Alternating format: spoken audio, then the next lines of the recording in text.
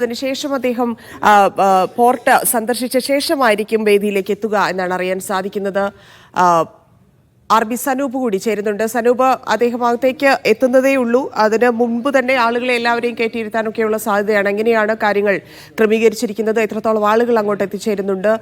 പ്രധാനപ്പെട്ട ആളുകൾ, പ്രത്യേകിച്ച് ജനപ്രതിനിധികളായിട്ടുള്ള ആളുകൾ എല്ലാവരും എത്തിച്ചേർന്നിട്ടുണ്ടോ?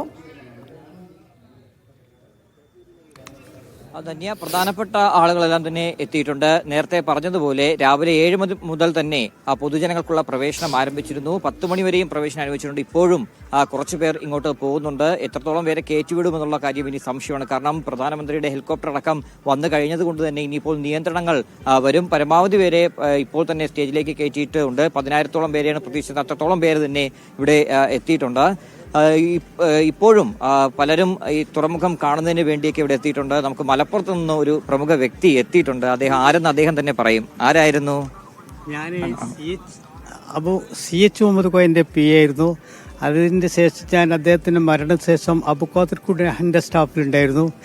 അദ്ദേഹത്തിന്റെ മരണശേഷം ഞാൻ സേട്ടു സാഹിബിന്റെ കൂടെയും കുഞ്ഞാലിക്കുട്ടി കൂടെയും വർക്ക് ചെയ്ത ആളാണ്, വ്യക്തിയാണ്. മലപ്പുറത്ത് നിന്നാണ് വരുന്നത്. പേരെങ്ങനെയാണ്? മലപ്പുറത്ത് നിന്ന് എന്റെ പേര് ഗുലാം മുഹമ്മദ് മൈത്ര എന്ന് പറയും. ഞാൻ വളരെ കാലമായിട്ട് തിരുവനന്തപുരത്ത് സേവനം ചെയ്ത് കൊടുത്തതാണ്. CH മുഹമ്മദ് കോയ എന്നോട് പറഞ്ഞ മാതിരിയാണ് ഇപ്പോൾ പൊതുജനങ്ങൾക്ക് സേവനം ചെയ്ത ഒരു വ്യക്തിയാണ് ഞാൻ. ഈ തുറമുഖം കാണാൻ വേണ്ടി ദൂരെ നിന്ന് വന്നാണ്. എന്ത് തോന്നുന്നു?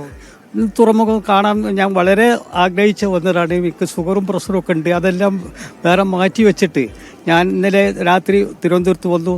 പിന്നെ ഇവിടെ താമസിച്ചു. രാവിലെ അവിടുന്ന് ഇപ്പൊ തുറമുഖത്ത് എത്തിയിട്ടുണ്ട്. എനിക്ക് വളരെ തൃപ്തിയായിട്ടുണ്ട് എല്ലാം കൊണ്ടും. അങ്ങയുടെ കുഞ്ഞാലിക്കുട്ടി അടക്കമുള്ളവർ പ്രതിപക്ഷം എല്ലാം തന്നെ ബഹിഷ്കരിച്ചേക്കാണ് ഈ പരിപാടി. പ്രതിപക്ഷ നേതാവൊന്നും പങ്കെടുക്കുന്നില്ല.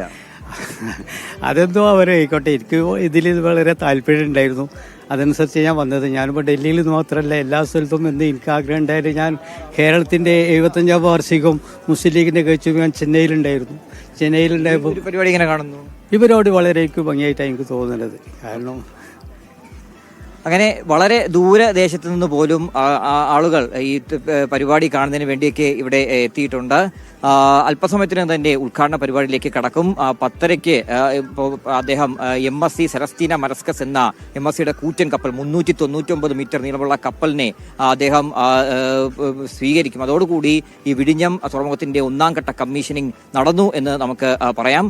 അതിനുശേഷം പോർട്ട് ഓഫീസ്, അതുപോലെ അതിന്റെ അനുബന്ധ കെട്ടിടങ്ങളെല്ലാം തന്നെ പ്രധാനമന്ത്രി വീക്ഷിക്കും. അതിനുശേഷം 11 മണിക്കാണ് അദ്ദേഹം പൊതുസമ്മേളനം നടക്കുന്ന വേദിയിലേക്ക് എത്തുന്നത്. 17 പേർക്കാണ് വേദിയിൽ ഇരിപ്പിടം അനുവദിച്ചിട്ടുള്ളത്. 3 പേർ മാത്രമേ സംസാരിക്കൂ.